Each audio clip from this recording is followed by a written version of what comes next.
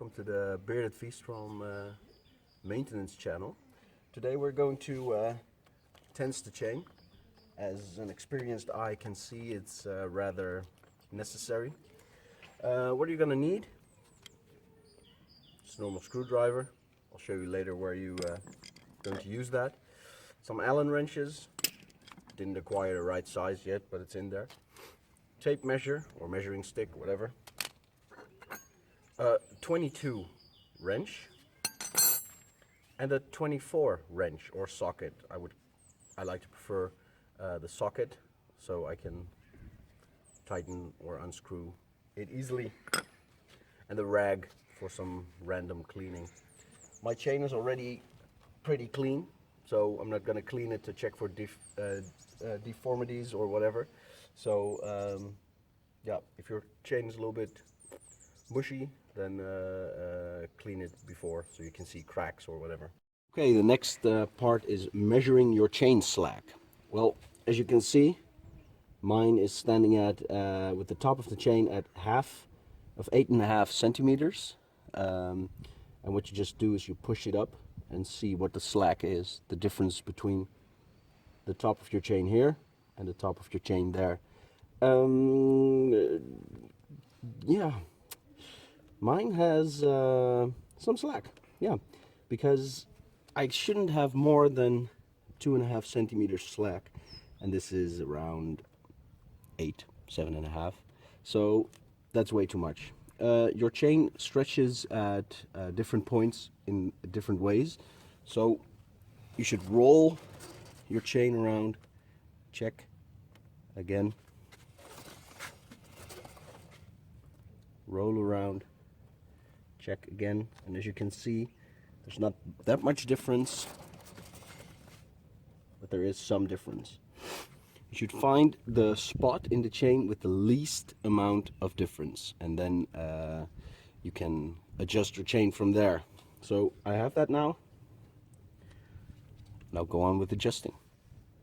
First of all, I'm going to do some cleaning around the nut, because you don't want any dirt getting in there and causing more corrosion than it already does. So clean one side and the other side.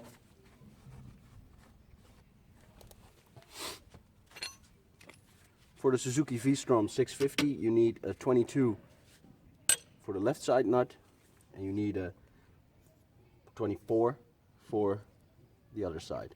Only thing we're going to do is loosen the rear axle. We're not going to remove it or take it out or whatever.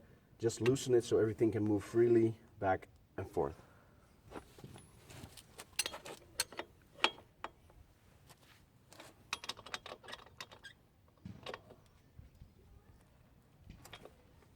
So we've loosened the nut up on the other side also, of course. Both sides need to be free. And now we're going to tense the chain. We can do this by turning this Allen bolt, but yeah, there's a little snag on it. You need to do it on both sides, and it needs to be in perfect alignment. So a little trick for that is to turn it with the Allen key. First turn it 1/4, on the other side 1/4, and check your tension in between. I tightened up the chain. As you can see now, there's way less slack than before. I checked it around the chain again, turning the wheel, tracking the chain.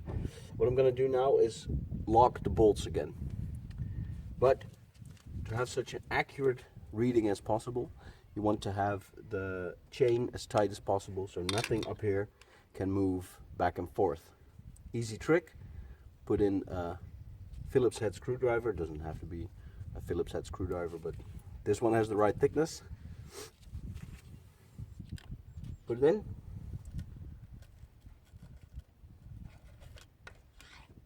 Turn your wheel. And the chain now is extremely tight.